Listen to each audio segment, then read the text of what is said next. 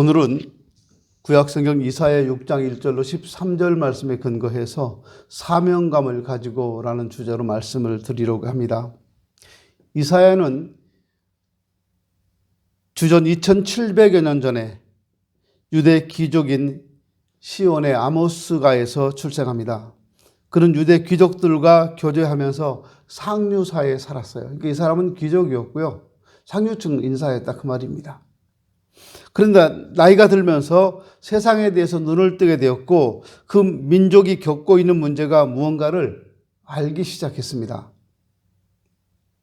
사실 그 당시 아수르 세력이 확장되어 가는 것은 이스라엘 민족에게 있어서는 상당히 심각한 위협이었습니다. 마치 지금 우리나라가 북한이 핵무기를 막 개발해대고 미사일을 막 쏴대고 그러니까 상당히 위협적으로 도발해 오니까 우리가 위기를 느끼는 것과 같다고 보시면 될 것 같아요. 우리 성경에 나오는 것처럼 디글랏빌레셀이라든가 살마네셀, 사르곤, 사네립 이런 사람들은 그 당시 사람들에게 아주 잘 알려진 아주 위협적인 인물들이었습니다. 청년 이사야는 자기 민족이 매우 허약한 상태라 하는 것을 알고 있었어요. 그는 자기가 속해 있는 귀족사회의 구조 속에서 암과 같은 작용을 하는 신과 우상숭배, 음행, 동방의 이교적인 관습들을 보면서 한숨을 지었습니다. 백성들은 그들대로 밖으로는 아무 일 없는 것처럼 보였지만 속에서부터 썩어가고 있었어요. 심지어 제사장들마저도 도덕적으로 영적으로 순결을 잃어가고 있었습니다. 한때는 민족의 양심의 역할을 했던 용기 있는 사람이었던 선지자들도 아무런 맥을 추지 못하고 짖지 못하는 개처럼 말이 없었어요. 여자들은 세속적이고 관능적이고 천박해져 갔습니다. 뭔가 좀 달라져야 되겠다, 개혁되어야 되겠다는 말이 여기저기서 터져나오고 있었습니다. 근데 사실 이사야는 상류층 귀족사회에 살았기 때문에 이 모든 형편을 보고 느끼기는 했지만 내가 어떻게 해야 되겠다라는 의욕도 없었고 이 나라를 바꿔봐야 되겠다는 그런 계획도 없었습니다. 그는 이미 자기 나름대로 인생을 설계해 놓고 있었고 자기 자신의 안위를 위해서 정해진 방향으로 나아가고 있었습니다.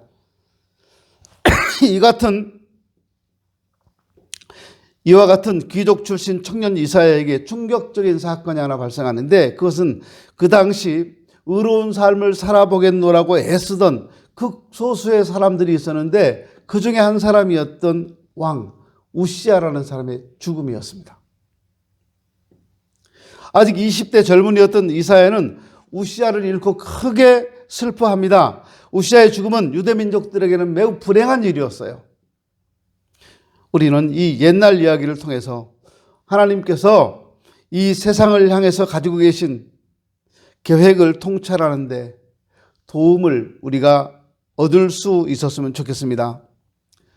하나님은 그 성품을 우리에게 보여줌으로써 우리에게 하나님이 필요하다 하는 걸 깨닫게 해주고 계십니다.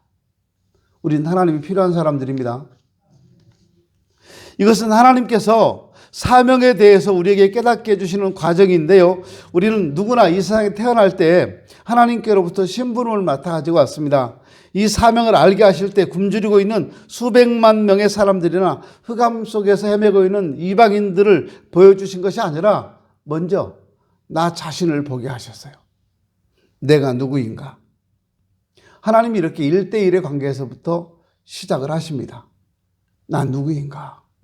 난 어디서 왔는가? 어떻게 살아야 하는가? 내 나중은 어떻게 되겠는가? 하나님은 어떤 고통스러운 상황을 사용하셔서 우리로 하여금 그를 바라보게 하시고 그 다음에 우리에게 하나님이 필요하다는 사실을 깨닫게 하시기 위해서 그의 성품을 계시로 보여주십니다. 상당히 대조적인 광경이라고 할 수 있는데요. 하늘에서는 거룩하다 거룩하다 거룩하다 만군의 여호와여 하고 천사들이 하나님을 찬양합니다. 그리고 이사야 편에서 보니까 망하게 되었도다 나여 나는 입술이 부정한 사람이다 라고 말해요. 갑자기 이사야는 손이 미치지 않는 안전한 거리에서 더 이상 환상을 바라보고 가만히 있을 수가 없게 됐습니다. 환상 중에 있던 그 천사 하나가, 스랍 중에 하나가 이사야에게 다가오는데요. 이 환상의 무대는 문자 그대로 살아 움직이기 시작합니다. 아무런 예고도 없이 날개 달린 이 천사가 지금 이사야가 있는 곳으로 날아와서 이상한 짓을 해요. 우리 성경에 부젓가락으로 되어 있는데, 부젓가락이 뭐냐면 불젓가락이라는 거죠. 불을 이렇게 집어서 옮기는 불젓가락을 얘기해요. 옛날 성경에는 그거 화저라고 했어요. 우리 불 때는 막대를 부직갱이라고 하잖아요. 이 부젓가락이라는 얘기는 젓가락인데 불을 나르는 젓가락이라는 거잖아요.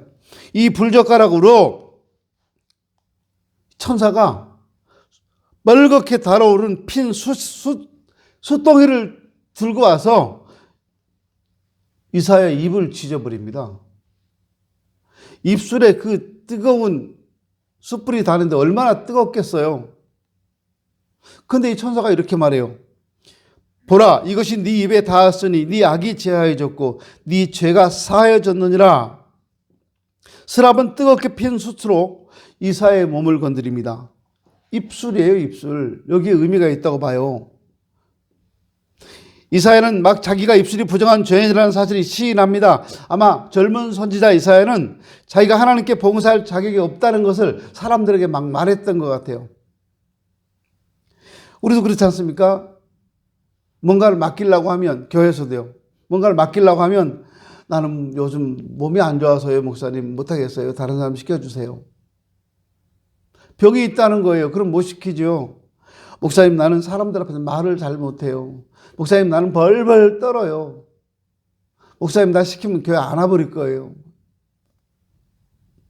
목사님, 나는 교육을 많이 못 받아서요. 별별 핑계를 다 댑니다. 그런데 여러분, 하나님은 우리가 말하는 그 어떤 이유보다 더 중요한 분이라는 사실을 아셔야 합니다. 내가 핑계대고 있는 그 어떤 핑계보다 하나님은 더 소중한 분이십니다. 핑계대지 마세요. 하나님은 상처 입고 타락한 죄 많고 불쌍한 사람에게 특별히 관심을 가지십니다. 말하자면 깨진 그릇과 같이 된 우리를 온전하고 쓸모 있는 그릇으로 만들어 주신 분이 하나님이시라는 겁니다.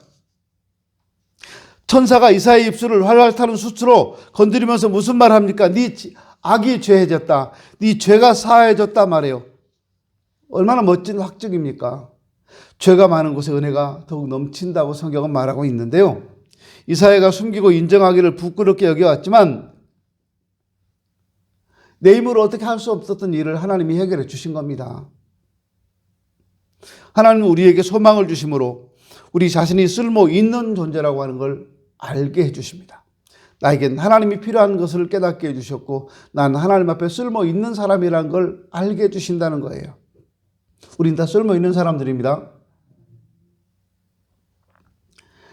내가 또 주의 목소리를 들으니 내가 누구를 보내며 누가 우리를 갈고 그때 내가 가로되 내가 여기 있나이다 나를 보내소서라고 말하고 있는 이사야의 모습을 봅니다. 또라는 말이 나와요. 언제 이 대화가 이루어졌습니까? 슬픔 가운데 이사야가 주님 앞에 무릎 꿇은 후입니다. 하나님께서 이 선지자가 갖지 못한 성품들을 드러내 보이신 이후입니다. 스랍 하나가 그 입술을 건드리고 그가 쓸모있는 사람이라는 걸 확정시켜 주신 이후입니다. 이 모든 일이 있은 후에 하나님 말씀하세요. 내가 누구를 보낼꼬? 여러분, 우리의 시야는 좁아요. 근데 하나님의 시야는 넓습니다. 하나님은 그 당시 수천만 사람들과 마을을 동시에 보고 계셨습니다. 하나님은 이 세상이 필요한 것들을 언제나 생각하고 계십니다. 그때까지 이사야는 자신의 좁은 우물 속에서 허우적대면서 아주 협소하게 우물한 개구리처럼 그렇게 얽매여 있었어요. 그렇게 생각하고 그렇게 살아왔어요. 그럴 때 하나님의 찾으시는 음성을 듣습니다. 내가 누구를 보낼꼬? 예나 지금이나 하나님은 언제나 일할 사람을 찾고 계십니다. 많은 사람이 그 부르시는 하나님의 음성을 듣지 못하고 쭈그리고 앉아서 나는 무엇 때문에 이 세상에 와서 무엇 때문에 살고 있는가, 내 인생은 왜 이렇게 의미가 없는가, 나는 왜 이렇게 힘들게만 살아가는가 생각을 하고 있습니다. 세상에 의미 없이 태어나고 목적 없이 태어난 사람은 아무도 없습니다. 세상에 필요 없는 사람은 아무도 없어요. 우리가 그걸 발견하지 못하는 데 문제가 있습니다. 그래서 하나님은 우리에게 넓은 시야를 주셔서 우리 자신이 하나님 앞에 얼마나 쓸모가 많은 인간인가를 깨닫게 해주시는 겁니다. 그리고 하나님은 막연하게 말씀만 하시는 것이 아니라 현실에 초점을 맞춰서 말씀합니다. 청년 이사야는 하나님의 부르심에 대답합니다. 주여, 내가 여기 있습니다. 나를 보내주십시오. 이사야의 이 결단은 즉흥적인 감정에 의해서 내린 것이 아닙니다. 계산해보고 생각해보니까 괜찮을 것 같아요. 그래서 내린 것도 아닙니다. 오늘 주신 말씀 9절에 11절까지 보실까요? 무서운 말씀이 나옵니다. 9절 11절까지 보시면 여호와께서 이렇게 말씀합니다. 너희가 듣기는 들어도 깨닫지 못할 것이요 보기는 보아도 알지 못하리라. 이 백성의 마음으로 둔하게 하고 그 귀가 막히고 눈이 감기게 할 것이다. 그들이 눈으로 보고 귀로 듣고 마음으로 깨닫고 다시 돌아와서 고침을 받을까 하노라. 그때 이사야가 물어요. 주여, 언제까지입니까? 성읍들이 황폐되고 거민이 오고 사람들이 살지 못하고 가옥들이 다 집에는 사람이 없고 이 토지가 다 황폐할 때까지 하나님 그렇게 말씀합니다. 이것은 결코 만일 내가 가서 나를 위해 일한다면 난 헤아릴 수 없이 많은 사람을 왕국으로 인도해 줄 것이다 라는 이런 사업적인 견해도 아니고요. 너는 진실로 행복을 느낄 것이다. 사람들이 이사야 너를 존경할 것이다. 이런 격려와 약속도 아닙니다. 오히려 하나님께서는 그 종들에게 시련을 줄 것이고 그 노력에 대한 성과는 별로 대단치 않을 것이고 최종 결산 때 이렇다 보고할 만한 것도 없을 것이라고 말씀합니다. 근데 이사야가 이 말씀을 들으면서 뭐라고 그래요? 그러면 언제까지입니까? 라고 물어요. 언제까지입니까? 사명감을 가지고 일하기 위해서는 현실에 대한 확실한 판단이 필요합니다. 우리에게 가장 큰 확증은 노력의 결과로 얻는 눈에 보이는 것이 아니라 우리가 하나님 뜻 가운데 살고 있다고 하는 내적인 확신입니다. 우리에게 가장 큰 확증은 노력의 결과로 얻는 눈에 보이는 것이 아니라 우리가 하나님 뜻 가운데 살고 있는가 하는 걸 확인하는 겁니다. 우리는 어떻습니까? 하나님께서 우리에게 세상을 위한 그 계획을 말씀해 주셨습니까? 하나님께서 우리 교회를 향한 계획을 말씀해 주셨습니까? 하나님께서 우리 개인을 향한 계획을 말씀해 주셨습니까? 우리 정직하게 하나님 앞에서 대답해야 할 것입니다. 내가 하고 있는 일이 하나님의 부르심에 대한 답변으로 하는 일이라면 내가 무슨 일을 한다 할지라도 그거는 값지고 의미 있고 보람된 일이 될 것입니다. 거기에 행복이 있어요. 그러나 하나님이 내게 주신 것이 아니라면 내가 아무리 귀하고 좋은 일을 해도 거기는 행복이 없어요. 믿음으로 모세는 장성하여 바로의 공주의 아들이라 칭함을 거절하고 도리어 하나님의 백성과 함께 고난받기를 잠시 죄악의 영화를 누리는 것보다 더 좋아했다라고 말합니다. 이것이 사명입니다. 우리 2022년을 시작했습니다. 그냥 어떻게 살다 보니까 또 한 해를 살겠지 이런 생각으로 한 해를 살지 마십시오.